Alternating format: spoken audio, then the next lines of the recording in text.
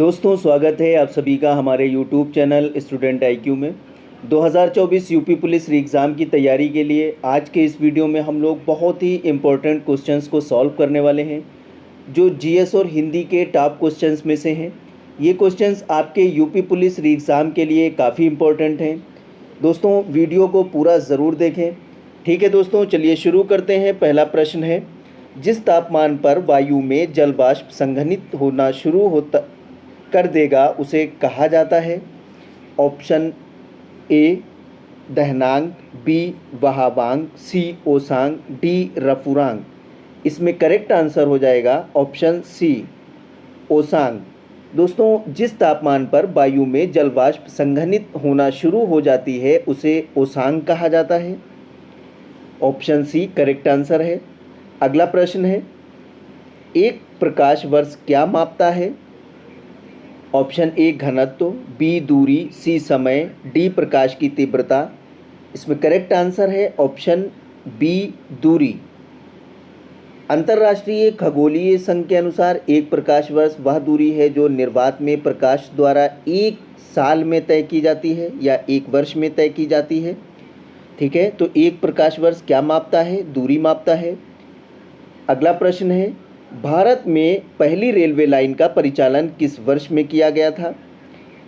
Option A 1813, B 1857, C 1853, D 1833। इसमें correct answer हो जाएगा ऑप्शन सी 1853।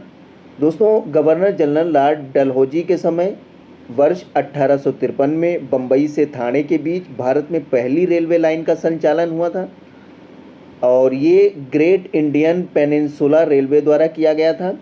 और 1854 में दूसरी रेलवे लाइन का परिचालन हुआ था। ठीक है, बंगाल में हुआ था। आगे बढ़ते हैं। अगला प्रश्न है, बुद्ध ने अपना पहला उपदेश कहाँ दिया था? वेरी इंपॉर्टेंट प्रश्न है दोस्तों।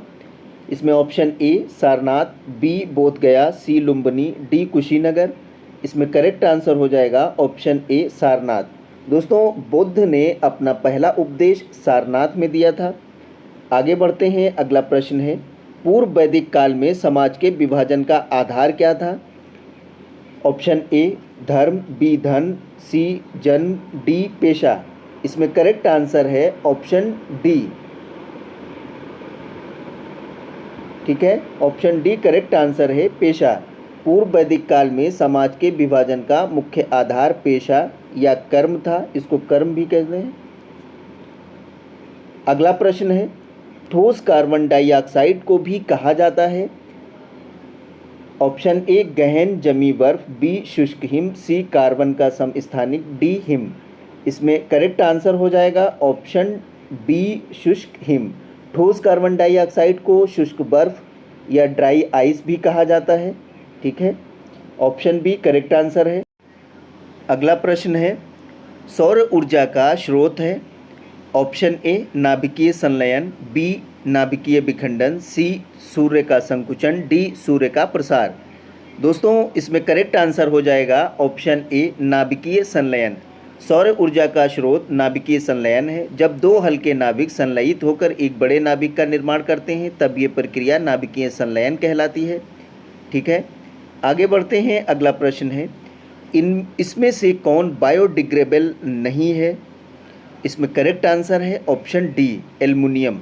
दोस्तों, जीवाणु, डिकम्पोजर और फंगस द्वारा जो वस्तुएं अपने संगठनों में टूट जाती हैं उन्हें बायोडिग्रेडेबल कहते हैं, जैसे सब्जी, फल, जीव के मृत शरीर। लेकिन मानव द्वारा रसायनों को प्रयोग से निर्मित पॉलीथीन, एल्युमिनियम फॉयल, ये सब जैव अपघटित पदार्थ नहीं है, यानी बायोडिग्रेडेबल नहीं है। ठीक है, तो एल्युमिनियम बायोडिग्रेडेबल नहीं है।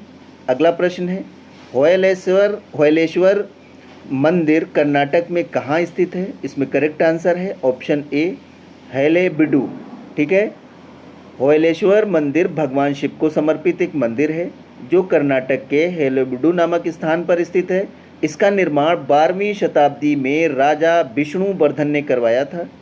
ठीक है, विष्णुवर्धन इसका निर्माण करवाया था, 12वीं शताब्दी में निर्माण हुआ था। तो ये कर्नाटक के हैलेबिडु में है। अगला प्रश्न है, किस पुर्तगाली गवर्नर ने ब्लू वाटर नीति शुरू की थी? इसमें करेक्ट आंसर हो जाएगा option D, Francisco de Almeida. दोस्तों, पुर्तगाली गवर्नर फ्रांसिस्को डी अल्मीडा ने ब्लू वाटर नीति यानी शांत जल की नीति या नीले पानी की नीति को शुरू किया था। उसे 1505 ईस्वी को भारत का पहला पुर्तगाली गवर्नर बनाकर भेजा गया। 1505 में पहला पुर्तगाली गवर्नर फ्रांसिस्को डी अल्मीडा था। अगला प्रश्न है, 1875 में मोहम्मदन एंग्लो ओरिएंटल कॉलेज कहाँ स्थापित किया गया था? Option A Bombay, B Aligarh, C Calcutta, D Delhi. इसमें करेक्ट आंसर है ऑप्शन बी अलीगढ़। दोस्तों, 1857 में Mohammedan Anglo Oriental College Aligarh में स्थापित किया गया था। ठीक है, वर्तमान में जिसे हम अलीगढ़ मुस्लिम विश्वविद्यालय के तौर पर जानते हैं। इस शिक्षण संस्थान का आदर्श वाक्य है अल्लमल इंसाना। ठीक है, तो ये अलीगढ़ में है। अगला प्रश्न है, मथुरा कला विश्वविद्यालय काल के दौरान अपने शीर्ष पर था। इसमें करेक्ट आंसर हो जाएगा ऑप्शन बी कुषाण। दोस्तों, कुषाण शासकों ने पहली शताब्दी से लेकर 175 ईसा पूर्व के बीच उत्तरी भारत के एक विशाल क्षेत्र पर शासन किया। ठीक है, मथुरा कला परंपरा इस अवधि के दौरान विकसित कला परंपराओं में से एक थी। अगला प्रश्न है, सुविख्यात सूर्य मंदिर किस स्थान पर निर्मित है? Option A Khajuraho, B Abu, C Konark, D Dharchula. दोस्तों, इसमें करेक्ट आंसर है ऑप्शन सी कोणार्क।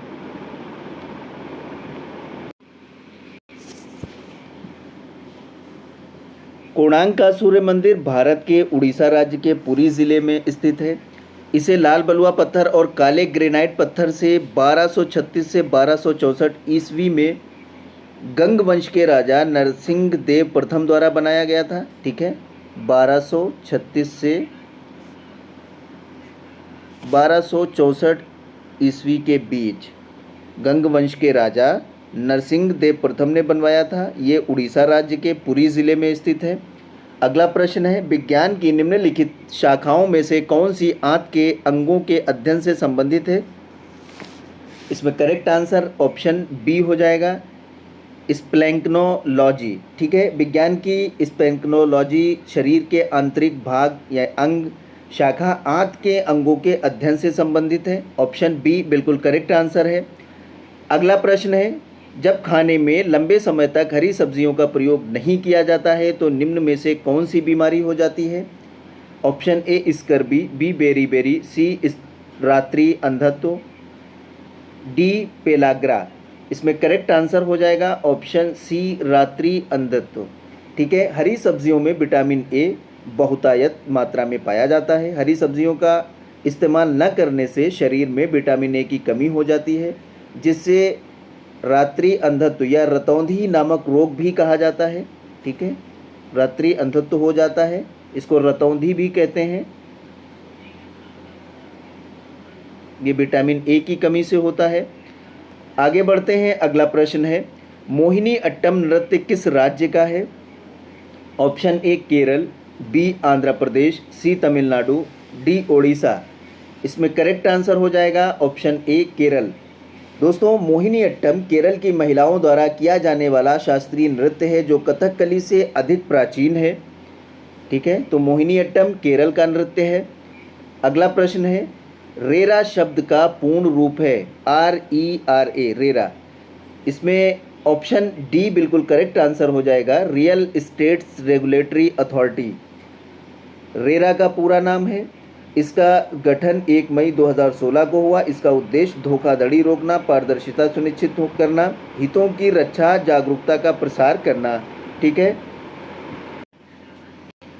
आगे बढ़ते हैं, अगला प्रश्न है, जायद फसल के मौसम के दौरान होती है।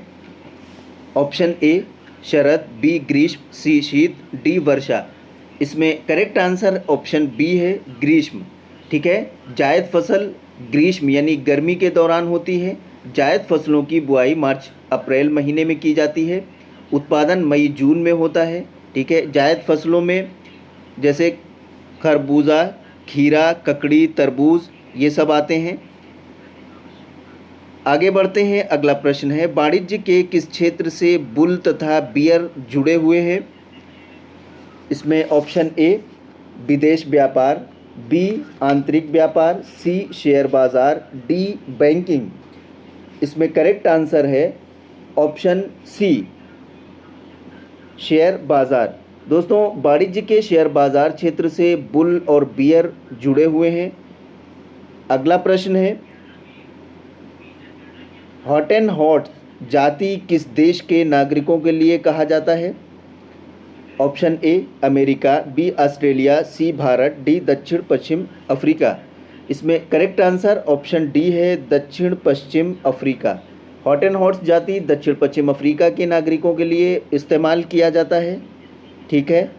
अगला प्रश्न है, निम्नलिखित में से कौन सा पड़ोसी देश एक भूमि बंद देश है? ऑप्शन ए म्यांमार, बी चीन, सी भूटान, डी पाकिस्तान। इसमें करेक्ट आंसर ऑप्शन सी है भूटान। भारत के पड़ोस में दो भूमिबंध देश नेपाल और भूटान हैं। दोनों उत्तर भारत के उत्तरी हिमालय रेंज में स्थित हैं। ठीक है। ये भूटान और एक देश है नेपाल, ये दोनों भारत के पड़ोसी देश हैं और दोनों देश भूमिबंध देश हैं। ठीक है। चारों तरफ से इनके भूमि है, कोई पानी नहीं है यानी समुद्र वगैरह नहीं है, इसलिए इन्हें भूमिबंध देश कहा जाता है। तो नेपाल एक भूमिबंध देश है। अगला प्रश्न है, गंगा नदी निम्नलिखित में से किस राज्य से होकर नहीं बहती है? Option A Bihar, B Paschim Bangal, C Arunachal Pradesh, D Uttarakhand. इसमें करेक्ट आंसर ऑप्शन बी है, इसका करेक्ट आंसर हो जाएगा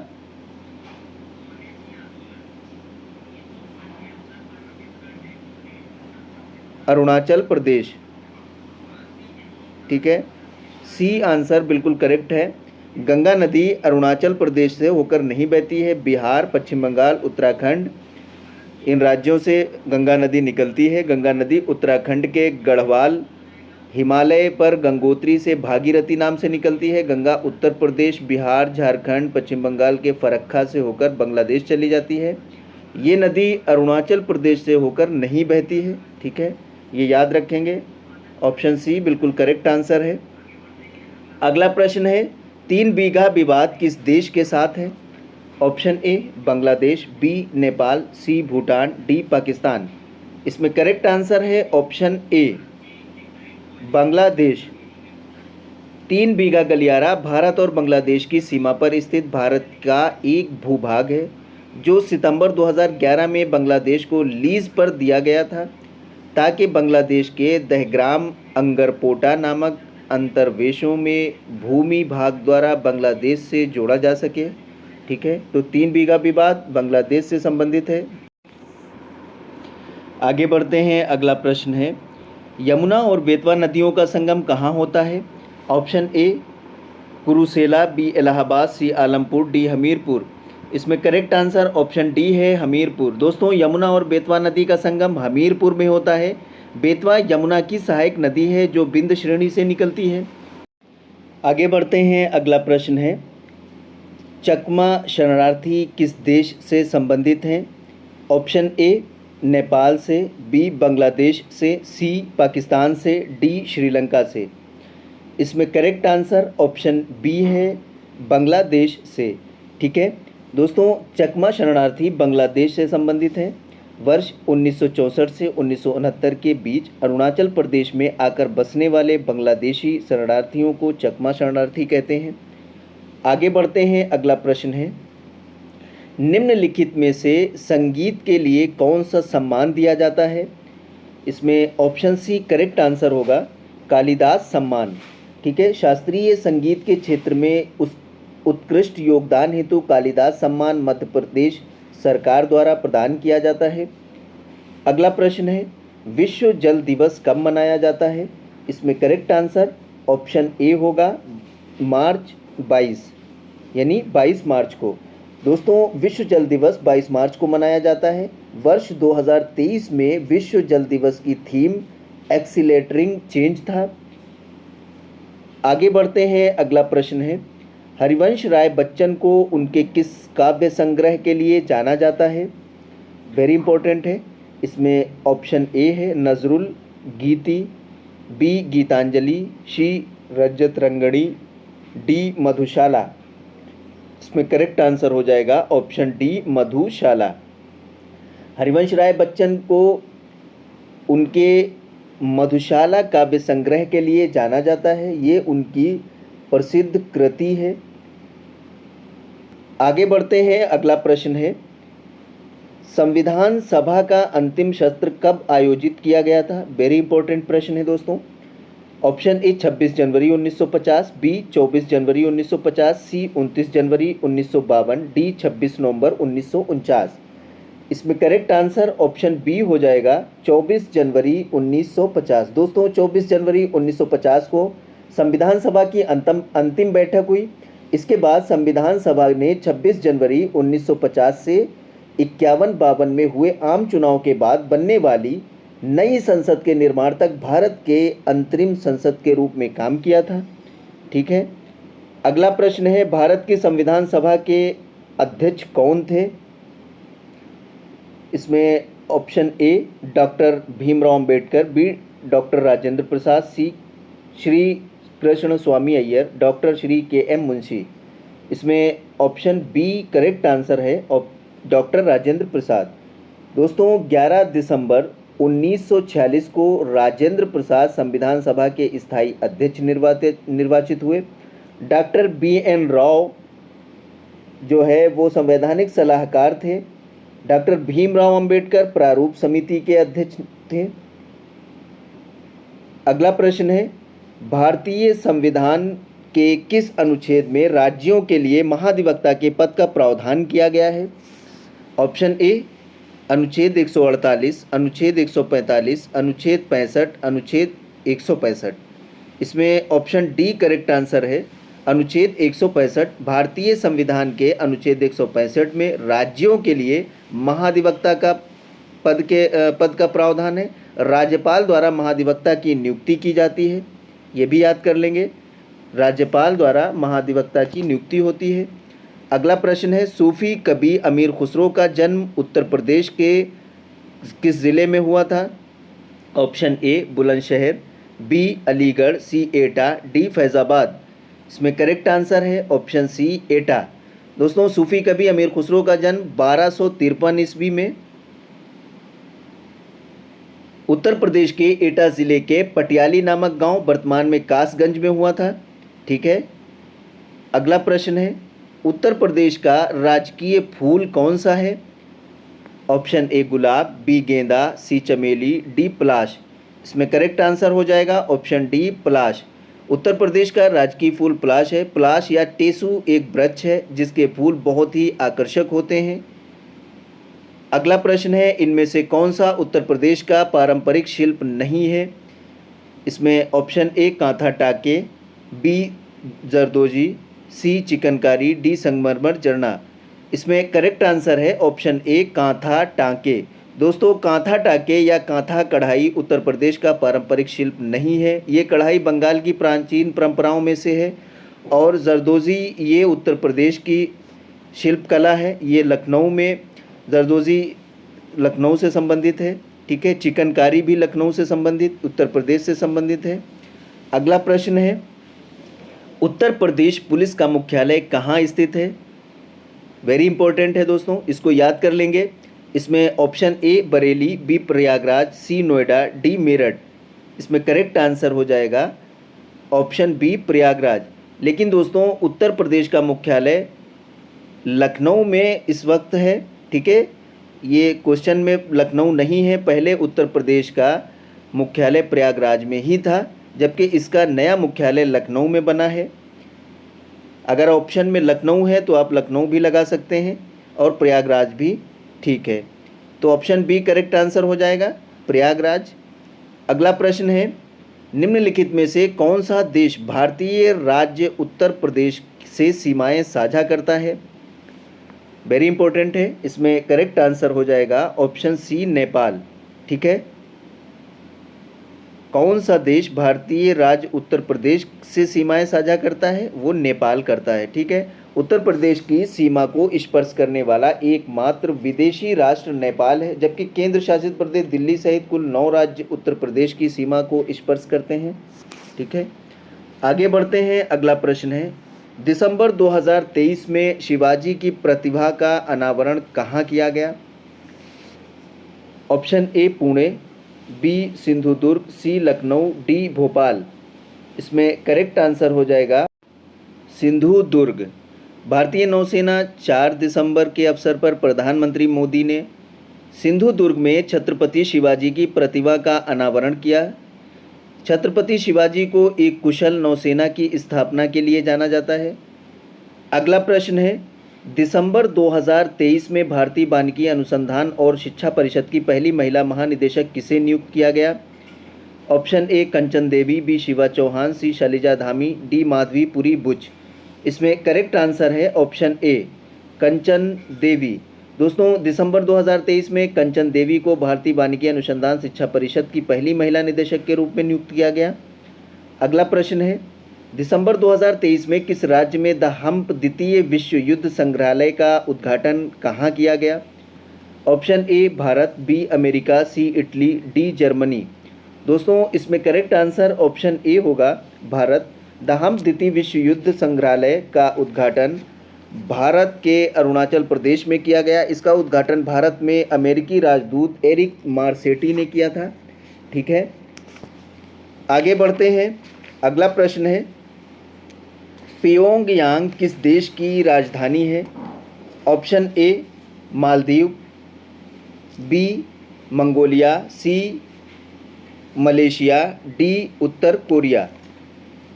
इसमें करेक्ट आंसर है ऑप्शन डी, उत्तर कोरिया। प्योंगयांग उत्तर कोरिया की राजधानी है। ठीक है, मालदीव की राजधानी माले, मंगोलिया की राजधानी उलन बटोर, मलेशिया की राजधानी कुआलालंपुर। ठीक है, उत्तर कोरिया की राजधानी प्योंगयांग और दक्षिण कोरिया की राजधानी दोस्तों सियोल है। अगला प्रश्न है, निम्नलिखित में से कौन सा संयुक्त राज्य अमेरिका का एक राज्य नहीं है? इसमें ऑप्शन डी करेक्ट आंसर है, अटलांटा। दोस्तों, न्यूयॉर्क, मिनीसोटा, लुसियाना ये संयुक्त राज्य अमेरिका के प्रमुख राज्य हैं, जबकि अटलांटा संयुक्त राज्य अमेरिका का एक राज्य जॉर्जिया की राजधानी है। ठीक है, ये जॉर्जिया की राजधानी है। न्यूयॉर्क संयुक्त राज्य अमेरिका का सबसे प्राचीन राज्य है। ठीक है, और सबसे ज़्यादा आबादी वाला राज्य भी है। यहाँ पर सर्वाधिक आबादी निवास करती है। आगे बढ़ते हैं। अगला प्रश्न है, लक्षद्वीप के लोग मेघालय के अलावा दूसरी कौन सी भाषा बोलते हैं? इसमें ऑप्शन बी करेक्ट आंसर है, महल। लक्षद्वीप भारत का एक केंद्र शासित प्रदेश है। इसकी राजधानी कवरत्ती है। ये अरब सागर में स्थित है। यहाँ के लोग मलयालम भाषा के अलावा महल या महल भाषा बोलते हैं। इन दोनों भाषाओं के अलावा यहाँ के लोग हिंदी, बंगाली, उड़िया, तमिल और उर्दू भाषा का भी इस्तेमाल करते हैं। दोस्तों, महल भाषा का प्रयोग अधिकतर मालदीव द्वीप समूह के लोग करते हैं। आगे बढ़ते हैं। अगला प्रश्न है, द्रवों का घनत्व नापने के लिए किस उपकरण का प्रयोग या उपयोग किया जाता है? इसमें ऑप्शन डी करेक्ट आंसर हो जाएगा, पिक्नोमीटर। ठीक है, एनीमोमीटर वायु दाब के लिए होता है, यानी वायु वेग मापने के लिए। यूडियोमीटर गैस के मिश्रण का आयतन या परिवर्तन। ठीक है, बेवमीटर मृदा के आंतरिक गुणों का आयतन। पिक्नोमीटर पानी की मात्रा और विशिष्ट गुरुत्व, ठीक है, उसके मापने के लिए होता है।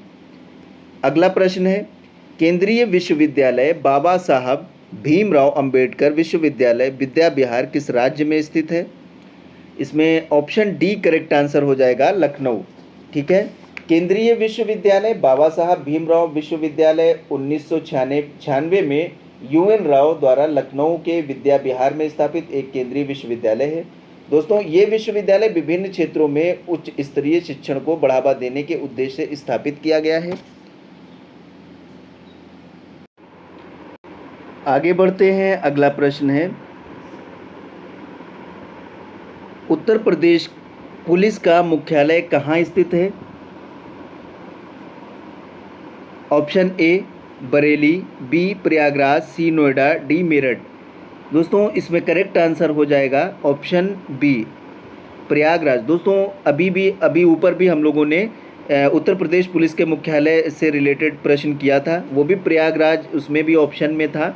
ठीक है, प्रश्न के समय उत्तर प्रदेश मुख्यालय प्रयागराज में स्थित था, लेकिन वर्तमान में उत्तर प्रदेश पुलिस का मुख्यालय 7 जून 2019 को, ठीक है, 7 जून 2019 को लखनऊ में स्थानांतरित हो गया है। इस मुख्यालय की बिल्डिंग को सिग्नेचर बिल्डिंग के नाम से जाना जाता है, ये याद कर लेंगे। ठीक है दोस्तों, तो वो अब लखनऊ में हो गया है। अगला प्रश्न है, उत्तराखंड किस वर्ष अस्तित्व में आया?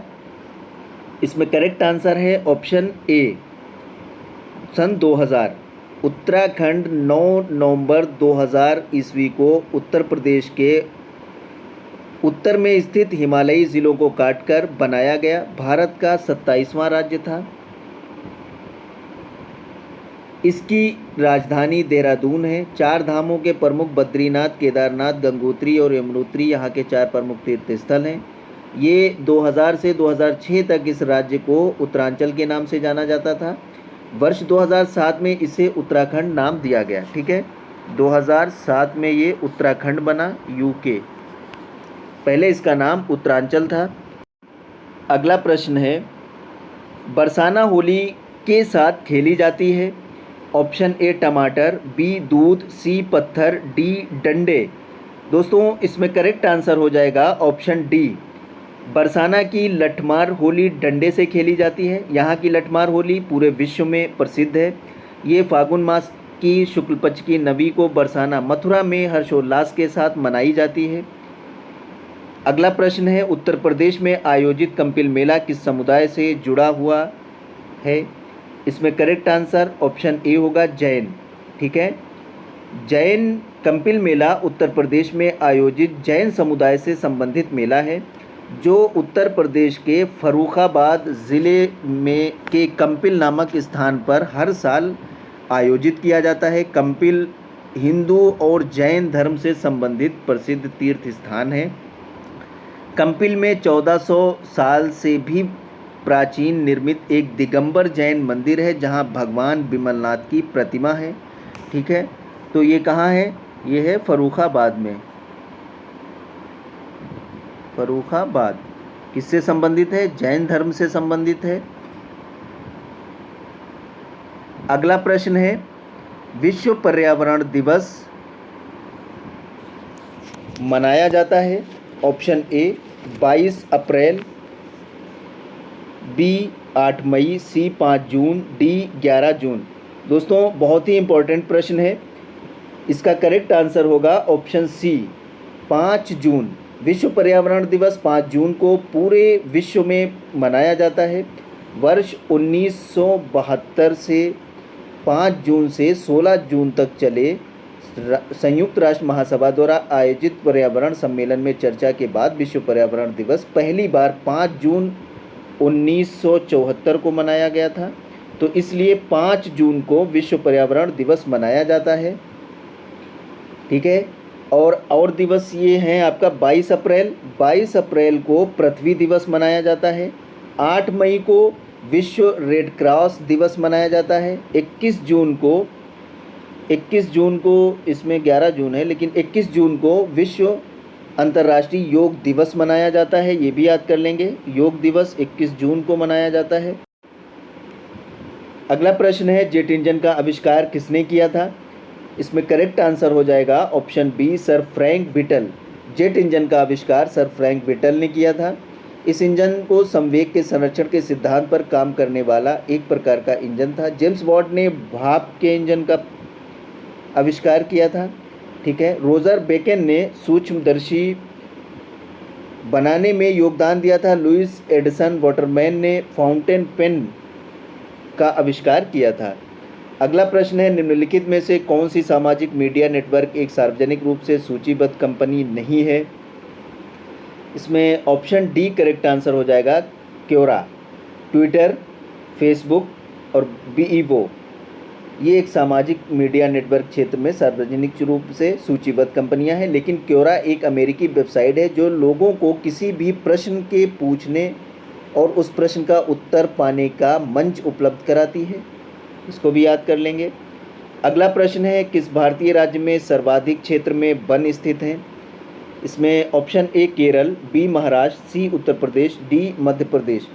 दोस्तों इसमें करेक्ट आंसर हो जाएगा ऑप्शन डी मध्य प्रदेश। क्षेत्रफल की दृष्टि से मध्य प्रदेश भारत का सर्वाधिक वन क्षेत्र वाला राज्य है। कुल वन और वृक्षावरण क्षेत्र के मामले में भारत 10वें स्थान पर है। वन क्षेत्रफल की दृष्टि से अन्य राज्य हैं मध्य प्रदेश, फिर उसके बाद अरुणाचल प्रदेश, छत्तीसगढ़, उड़ीसा और महाराष्ट्र। ठीक है। अगला प्रश्न है, फिनलैंड की शासकीय मुद्रा है? Option A dollar, B pound, C riyal, D euro. इसमें करेक्ट आंसर है ऑप्शन डी यूरो। दोस्तों फिनलैंड की शासकीय मुद्रा यूरो है। विभिन्न देशों और उनकी मुद्राओं इसमें जो है डॉलर किसकी है? डॉलर संयुक्त राज्य America, Canada, Zimbabwe, Australia, New Zealand, Hong Kong, Singapore, Taiwan. ठीक है। रियाल कतर, यमन, सऊदी अरब, ओमान, ईरान। पौंड की जो मुद्रा है, पौंड कहाँ की मुद्रा है? सीरिया, सूडान, मिस्र, ब्रिटेन, आयरलैंड। ठीक है। अगला प्रश्न है, कौन सी रेखा भारत और पाकिस्तान के बीच की सीमा तय करती है?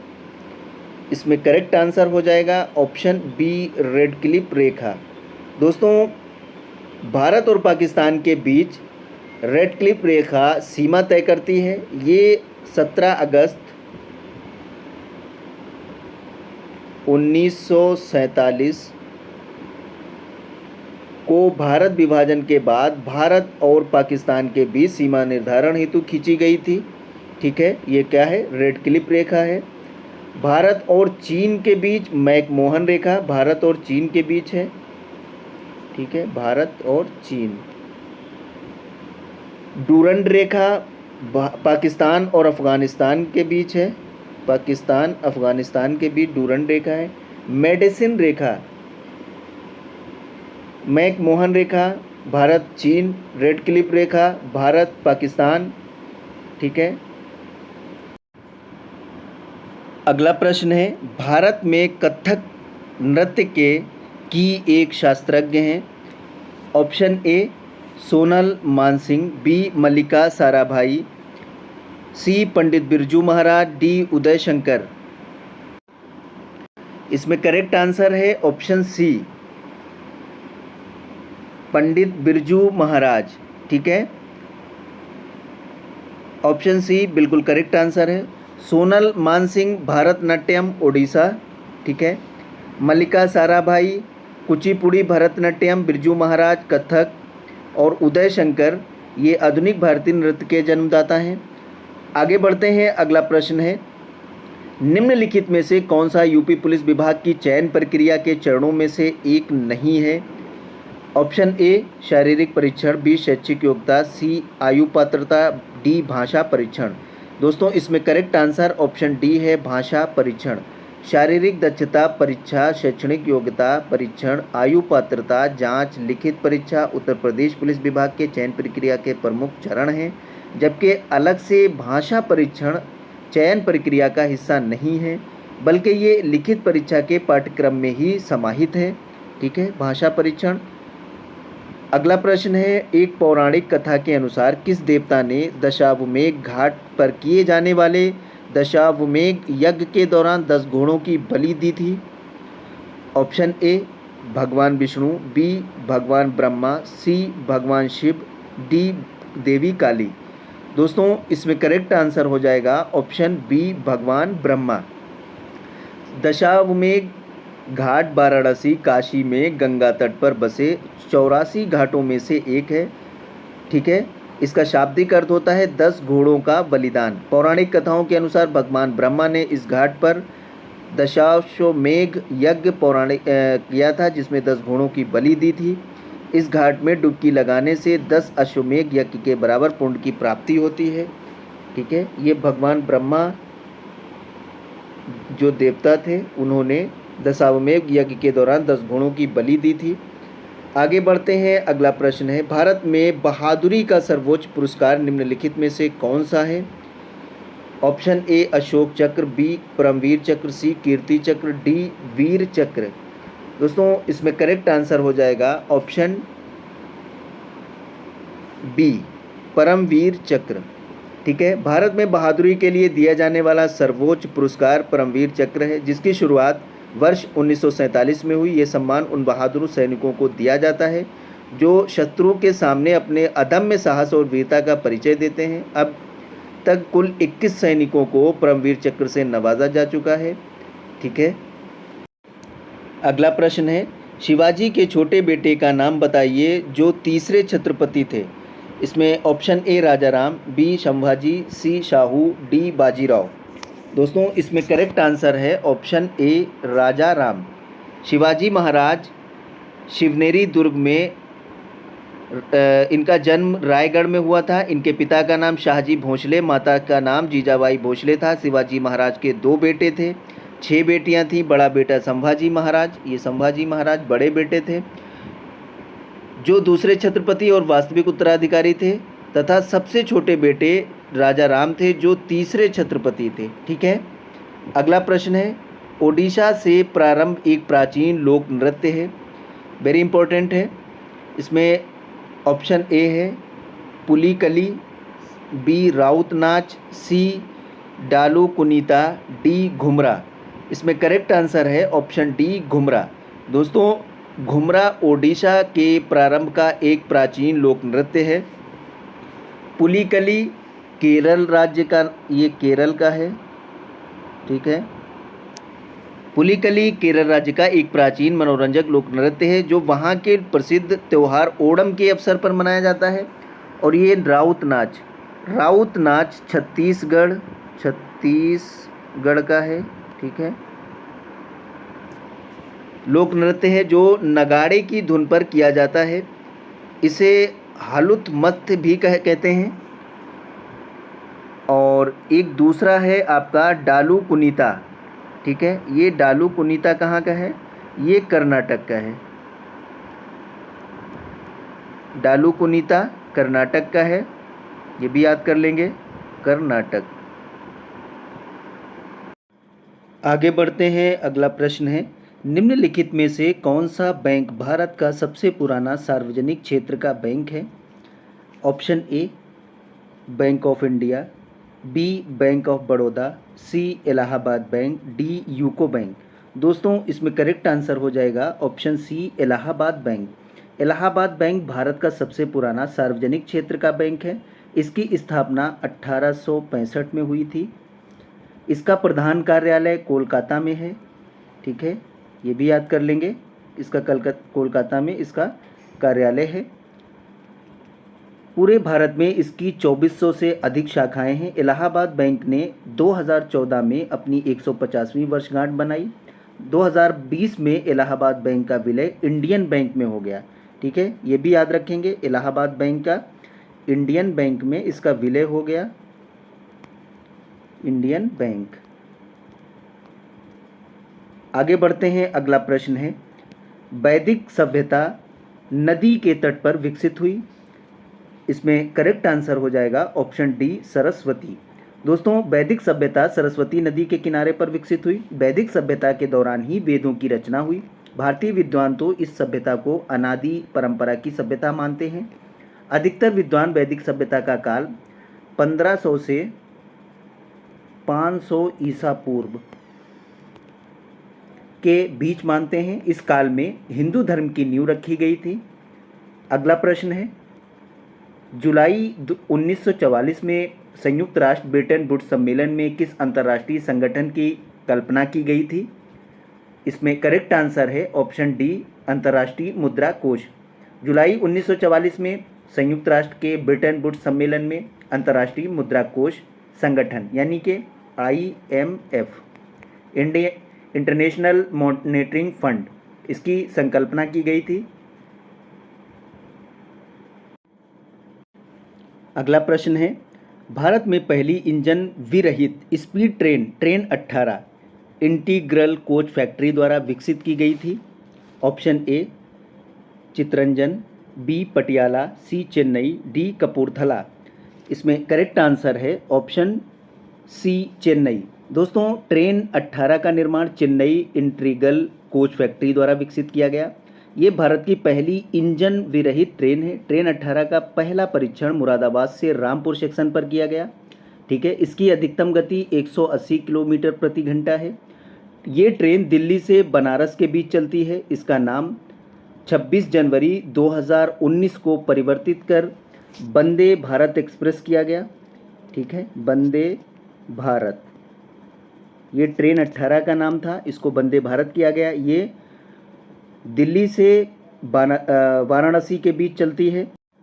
अगला प्रश्न है, सरदार वल्लभ भाई पटेल राष्ट्रीय फिल्म अकादमी SVPNPA के पास स्थित है। इसमें ऑप्शन ए है हैदराबाद, बी पुणे, सी भोपाल, डी चंडीगढ़।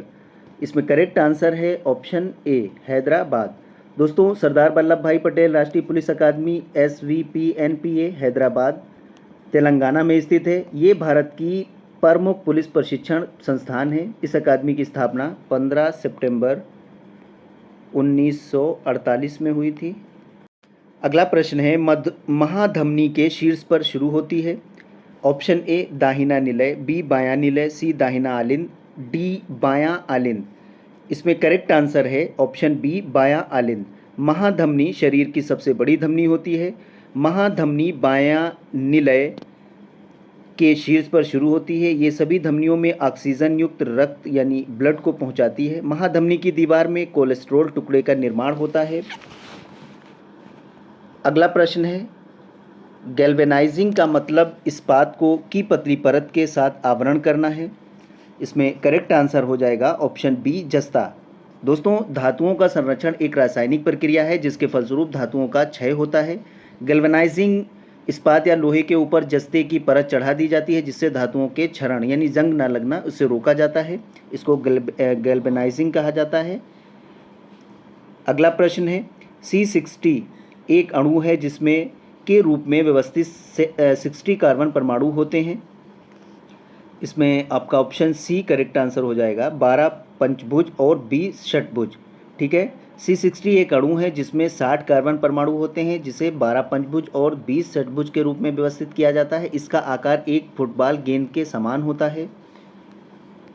आगे बढ़ते हैं। अगला प्रश्न है, सर्वोत्तम गुणवत्ता वाला कोयला जिसमें 80 से 95% कार्बन होता है वह है।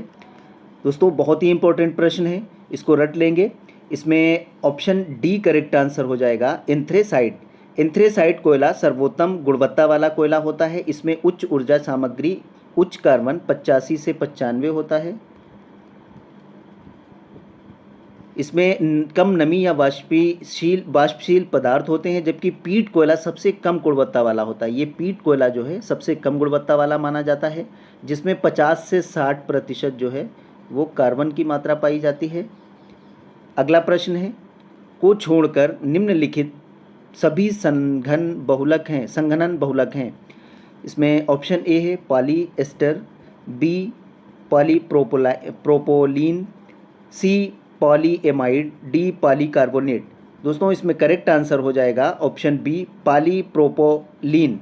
ठीक है, पॉलीप्रोपोलीन एक थर्मोप्लास्टिक बहुलक है, क्रिस्टलीय थर्मोप्लास्टिक जो प्रोपेन से उत्पन्न होती है। ठीक है, अगला प्रश्न है, भारतीय प्रौद्योगिकी संस्थान कानपुर ने में एक कार्यालय बनाया है जहां पूर्व छात्र संजीव खोसला को संस्थान का विदेशी ब्रांड एम्बेसडर नियुक्त किया गया है। Option A Dubai, B London, C Singapore, D New York. दोस्तों, इसमें करेक्ट आंसर हो जाएगा option D New York. IIT Kanpur ने विदेशों में योग्य शिक्षकों की संस्थान के पूर्व छात्रों को कोष जुटाने और अनुसंधान के महत्व अनुसंधान को महत्व देने के लिए अमेरिका के न्यूयॉर्क में अपना कार्यालय खोला, जहां पूर्व छात्र संजीव खोसला को संस्थान का विदेशी ब्रांड एम्बेसडर नियुक्त किया गया है। ठीक है, आगे बढ़ते हैं। अगला प्रश्न है, भारतीय प्रौद्योगिकी संस्थान कानपुर में एक कार्यालय। दोस्तों ये प्रश्न रिपीट हुआ है, इसमें ऑप्शन डी करेक्ट आंसर हो जाएगा। अगला प्रश्न है, उत्तर प्रदेश पुलिस भर्ती प्रोन्नति बोर्ड द्वारा कांस्टेबल सिविल पुलिस की नियुक्ति में शारीरिक क्षमता परीक्षा में पुरुष अभ्यर्थियों को दौड़ने की ज़रूरत होती है। इसमें करेक्ट आंसर है ऑप्शन ए, 25 मिनट में 4.8 किलोमीटर। उत्तर प्रदेश पुलिस एवं भर्ती एवं प्रोन्नति बोर्ड द्वारा कांस्टेबल सिविल पुलिस की नियुक्ति के लिए शारीरिक क्षमता परीक्षा में पुरुष अभ्यर्थियों के लिए 25 मिनट में 4.8 किलोमीटर दौड़ की ज़रूरत होती है, जबकि महिला अभ्यर्थियों के लिए 14 मिनट में 2.4 किलोमीटर दौड़ की क्वालिफाई करनी होती है। ये महिलाओं के लिए है और ये पुरुषों के लिए है। ठीक है, महिलाओं के लिए पुरुषों से आधी है। अगला प्रश्न है, जुलाई 2014 को उत्तर प्रदेश के राज्यपाल के रूप में किसने शपथ ग्रहण की थी? इसमें ऑप्शन सी करेक्ट आंसर है। ये दोस्तों करंट का क्वेश्चन था 2014 का। तो 2014 में राम नाईक ने भारत के माननीय राष्ट्रपति द्वारा उत्तर प्रदेश के राज्यपाल के रूप में शपथ ग्रहण किया था। ठीक है, अगला प्रश्न है, उत्तर प्रदेश के किस ज़िले को पीतल नगरी के नाम से भी जाना जाता है? इसमें करेक्ट आंसर ऑप्शन डी है, मुरादाबाद। ठीक है, उत्तर प्रदेश में मुरादाबाद ज़िले को पीतल नगरी या ब्रास सिटी के नाम से भी जाना जाता है। ये ज़िला रामगंगा नदी के तट पर स्थित है। आगे बढ़ते हैं। अगला प्रश्न है, वर्ष 1658 में बहादुरपुर के युद्ध में शाहजहां के दूसरे बेटे शाह शुजा को शाहजहां के पोते ने हराया था। Option A Murad Bakhsh, B Sulaiman Shikoh, C Alam Shah, D Bahadur Shah. दोस्तों इसमें करेक्ट आंसर हो जाएगा ऑप्शन बी सुलेमान शाह शिको।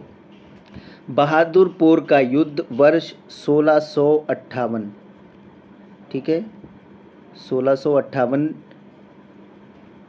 उत्तराधिकार का पहला युद्ध था। इस युद्ध में दारा शिकोह के लड़के सुलेमान शाह और अंबर के राजा जयसिंह ने 24 फरवरी 1658 को बहादुरपुर के युद्ध में शाहजहां के दूसरे बेटे शाह शुजा को पराजित किया था। अगला प्रश्न है, फिरोज़ाबाद में 200 वर्षों से भी अधिक समय से का उत्पादन किया जाता है। इसमें ऑप्शन ए चिकनकारी का काम, बी कांच की चूड़ियाँ, सी पीतल के ताले, डी दरदोजी कढ़ाई। इसमें करेक्ट आंसर है ऑप्शन बी कांच की चूड़ियाँ। ठीक है, कांच की चूड़ियों का उत्पादन फिरोज़ाबाद में 200 वर्षों से भी अधिक समय से किया जा रहा है। इस शहर को सुहाग नगरी के नाम से भी जाना जाता है। फिरोज़ाबाद का पुराना नाम चंदावार के नाम से जाना जाता था। अगला प्रश्न है, कौन सा कथक घराना नृत्य शैली के आध्यात्मिक पहलुओं पर अधिक ध्यान देता है? Option A Jaipur, B Banaras, C Lucknow, D Bareilly. इसमें करेक्ट आंसर हो जाएगा ऑप्शन सी लखनऊ। दोस्तों कथक उत्तर प्रदेश का शास्त्रीय नृत्य है। लखनऊ कथक घराना नृत्य है। लखनऊ कथक घराना नृत्य शैली की आध्यात्मिक पहलुओं पर विशेष ध्यान देता है। आगे बढ़ते हैं। अगला प्रश्न है दोस्तों, हिंदू पौराणिक कथाओं के अनुसार महाकाव्य रामायण में भगवान श्री राम अयोध्या के शासक थे, जो कि राजधानी थी। वेरी इंपॉर्टेंट है दोस्तों। इसमें ऑप्शन ए है हस्तिनापुर, बी कुरु, सी कलिंग, डी कौशल। इसमें करेक्ट आंसर हो जाएगा ऑप्शन डी कौशल। हिंदू पौराणिक कथाओं के अनुसार भगवान श्री राम अयोध्या के शासक थे। अयोध्या पहले कौशल जनपद की राजधानी थी। ठीक है, अयोध्या कौशल जनपद की राजधानी थी। अगला प्रश्न है, किस भारतीय ने अर्थशास्त्र में नोबेल मेमोरियल पुरस्कार जीता है? इसमें करेक्ट आंसर है option B Amartya Sen. Nobel पुरस्कार नोबेल फेडरेशन के द्वारा स्वीडन के वैज्ञानिक अल्फ्रेड नोबेल की याद में दिया जाता है, जो शांति, भौतिक चिकित्सा, अर्थशास्त्र, रसायन और साहित्य के क्षेत्र में मिलता है। अमर्त्य सेन को 1998 में नोबेल पुरस्कार से पुरस्कृत किया गया था। ये पहले भारतीय अर्थशास्त्री थे जिन्हें ये पुरस्कार अर्थशास्त्र के क्षेत्र में मिला था। ठीक है, 1998 में ये मिला था इनको। अगला प्रश्न है, भारतीय मुक्केबाज MC मैरी कॉम द्वारा लिखित आत्मकथा का शीर्षक है। Option A flying to win, B unbreakable, C no holding back, B imperfect. इसमें करेक्ट आंसर है option B unbreakable. MC Mary Kom द्वारा लिखित आत्मकथा का शीर्षक अनब्रेकेबल है। ठीक है। प्लेइंग टू विन ये है LNG लॉफ्जे रानन मार्टिन का। No holding back Michael Holding. Imperfect Sanjay Manjrekar. ठीक है। तो अनब्रेकेबल MC मैरी कॉम आत्मकथा का शीर्षक है। अगला प्रश्न है, 65वीं राष्ट्रीय फिल्म पुरस्कार में किस फिल्म ने सर्वश्रेष्ठ लोकप्रिय फिल्म को पुरस्कार जीता? इसमें ऑप्शन ए करेक्ट आंसर है बाहुबली 2 कंक्लूजन। ठीक है। ये 65वीं राष्ट्रीय फिल्म पुरस्कार में सर्वश्रेष्ठ लोकप्रिय फिल्म का पुरस्कार जीतने वाली फिल्म है बाहुबली 2 द कंक्लूजन। ठीक है। आगे बढ़ते हैं। अगला प्रश्न है, अर्थशास्त्र विज्ञान के लिए वर्ष 2018 का नोबेल पुरस्कार विलियम डी हार्डहॉस और पॉल एस रोमर को दिया गया था। ये दोनों कहाँ के निवासी थे? ऑप्शन ए करेक्ट आंसर है संयुक्त राज्य अमेरिका। 2018 में जो नोबेल पुरस्कार मिला था विलियम डी हार्डहॉस और पॉल एम रोमर, ये संयुक्त राज्य अमेरिका के रहने वाले थे। ठीक है। आगे बढ़ते हैं। अगला प्रश्न है, निजी और संवेदनशील जानकारी जैसे कि क्रेडिट कार्ड नंबर, व्यक्तिगत पहचान और खाता, उपयोगकर्ता नाम और पासवर्ड प्राप्त करने का धोखाधड़ी वाला कार्य है। इसमें ऑप्शन डी करेक्ट आंसर है फिशिंग। इसको कहते हैं फिशिंग। फिशिंग एक इलेक्ट्रॉनिक संचार में एक भरोसेमंद इकाई के रूप में प्रच्छन्न उपयोगकर्ता का नाम, पासवर्ड और क्रेडिट कार्ड विवरण आदि संवेदनशील जानकारी धोखाधड़ी से प्राप्त करने का प्रयास है। अगला प्रश्न है, चित्रकूट जलप्रपात भारत के किस राज्य में स्थित है? Option A Jharkhand, B Uttarakhand, C Chhattisgarh, D Meghalaya. इसमें करेक्ट आंसर है ऑप्शन सी छत्तीसगढ़। चित्रकूट जलप्रपात छत्तीसगढ़ राज्य के बस्तर जिले में इंद्रावती नदी पर स्थित है। ये जलप्रपात घोड़े की नाल के समान है। इसकी तुलना विश्व प्रसिद्ध नियाग्रा जलप्रपात से की जाती है। आगे बढ़ते हैं। अगला प्रश्न है, वेनेजुएला की राजधानी है।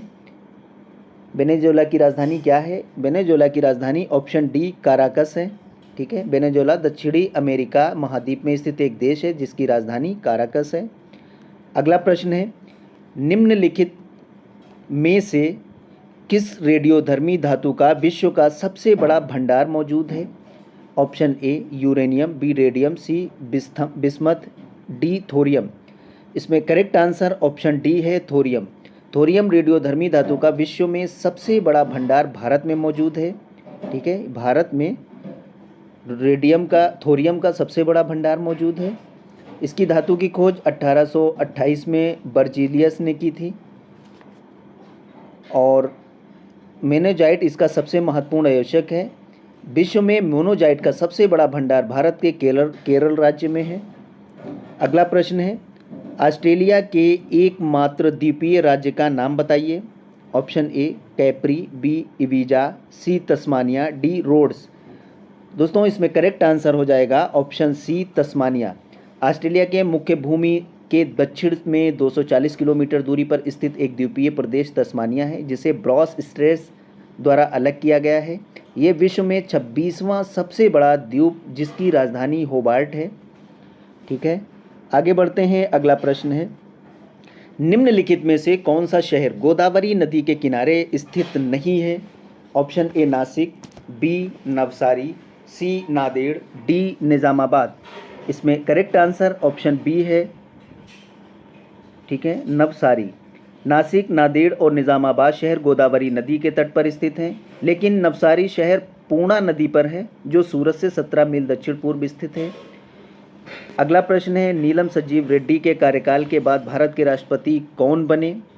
इसमें ऑप्शन सी करेक्ट आंसर है ज्ञानी जैल सिंह। नीलम संजीव रेड्डी के कार्यकाल के बाद भारत के राष्ट्रपति ज्ञानी जैल सिंह थे जिनका कार्यकाल वर्ष 1982 से 1987 तक रहा। ये भारत के 7वें राष्ट्रपति थे जिन्हें ब्लू स्टार ऑपरेशन और इंदिरा गांधी की हत्या जैसी दुर्भाग्यपूर्ण परिस्थितियों से गुजारना पड़ा था। अगला प्रश्न है, चंद्रगुप्त के पुत्र का नाम बताइए जिन्होंने 298 से 272 ईसा पूर्व के बीच शासन किया और संपूर्ण भारत में साम्राज्य को बढ़ाया था। Option A Harshavardhana, B Aniruddha, C Bindusara, D Vasudeva. इसमें करेक्ट आंसर है ऑप्शन सी बिंदुसार। दोस्तों बिंदुसार मौर्य वंश के राजा थे जो चंद्रगुप्त मौर्य के पुत्र थे। बिंदुसार को अमित्रघात, सिंह सेन और अजातशत्रु भी कहा जाता है। बिंदुसार मौर्य सम्राट अशोक के पिता थे, ये भी याद करेंगे। अशोक के पिता का नाम बिंदुसार था। अगला प्रश्न है मेखला चादर ये राज्य की महिलाओं द्वारा पहना जाने वाला पारंपरिक वस्त्र यानी पोशाक है। Option A Gujarat, B Tamil Nadu, C Goa, D Assam. इसमें करेक्ट आंसर ऑप्शन डी है असम। मेखला चादर एक स्वदेशी पारंपरिक असमिया पोशाक है जो बच्चों को छोड़कर महिलाओं द्वारा पहनी जाने वाली दक्षिण पूर्व एशिया की अन्य पारंपरिक पोशाकों के समान है। ठीक है, तो मेखला चादर असम की है।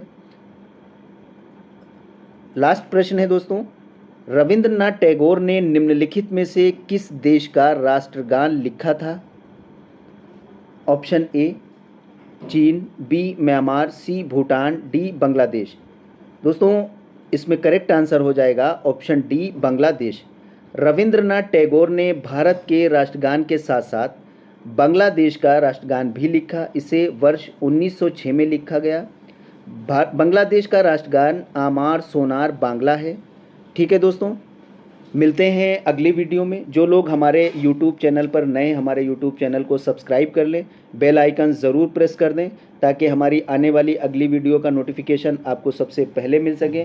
दोस्तों वीडियो को लाइक और शेयर ज़रूर कर दें। Thank you.